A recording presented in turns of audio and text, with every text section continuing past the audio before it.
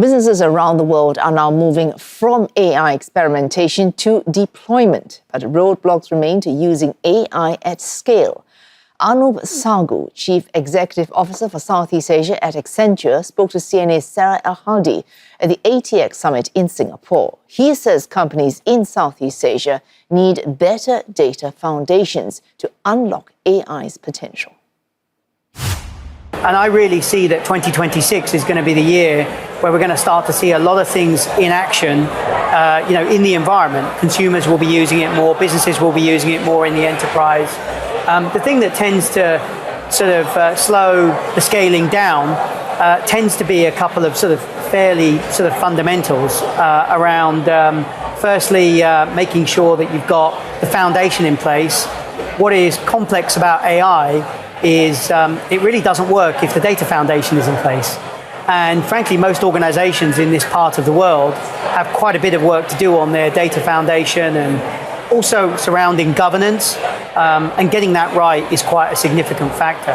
And then probably the second big thing that I would point out is, successful deployment of AI is quite unlike any other type of technology because it is a very democratized technology, and therefore how someone embeds it into their own way of working and skill becomes important. So that change management is something that requires a little bit of time, and it requires a lot of thought on how to get right. So those are some of the sort of challenges that I see out there in there. Yeah. In our own research, what we see is many organizations, there's an amazing amount of interest in AI, particularly in this part of the world.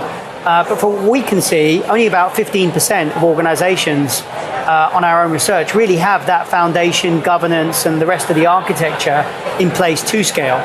So we've just got a fantastic opportunity to address all of those things, but there's a lot to do to sort of cover the gap. Yeah, AI is expected to disrupt every industry, including consulting, right? Gen AI models can now act as consultants, even as agents. So what can consulting firms like Accenture offer that AI models can't? Is today, to implement technology, we are having to spend an extraordinary amount of time and effort on what I would call the plumbing of technology, getting the basics right. And what AI is allowing us to do is to compress all of that so that becomes less work effort.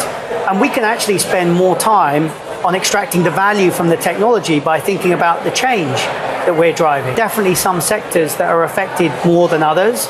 But again, I see it in a positive way. So for example, in the work that we do here in Southeast Asia, the banking sector is by far at the top of the sort of affected or disrupted sectors, so to speak. I think it's because the banking sector has got a lot of very complex risk, compliance, control-related processes. And AI is quite good at interpreting lots of different data types and doing things differently. But the flip side is many banks spend a lot of money on technology, but they're not spending it on the technology that is actually helping the consumers get what they want faster. They're actually spending a lot of that money on just keeping the lights on in the bank. So if we can create an environment where the banks can focus all of their investment monies on better products for consumers, more personalization, that can only be a good thing for the people, but everyone. Yeah. A big issue, of course, is the impact on jobs. Speaking of banking, Standard Chartered cut 7,000 jobs, and that's a recent announcement. Accenture itself trimmed 11,000 jobs. So what can workers do to stay employed? Yeah. So again, I absolutely agree with you. There is a huge amount of rhetoric on the jobs front, and we can't deny the fact that when you use AI in the right way, it completely changes the way that you work. So people who are doing, very task-orientated work that is in defined, discrete elements, it can have a very significant input. For me, the way I see it is AI is a skill. So the first thing that we've got to do is we have to make sure that everybody has the skill. It is actually a skill that we need to learn. And one of the things that I'm extremely proud of happening here in Singapore, in my own country, is the fact that the government here is investing so much time and effort, as is business, on helping the entire community get skills.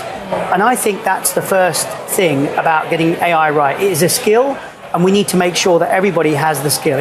You know, I think we need more upskilling, more general skilling on AI technologies. Yes, there is a disruption, and we cannot get away from it. But if done in the right way, this is a very leveling, empowering technology that can frankly allow someone that's got a very basic skill to try and do something they couldn't have even dreamed of in the future. And that's where I think it gets really exciting.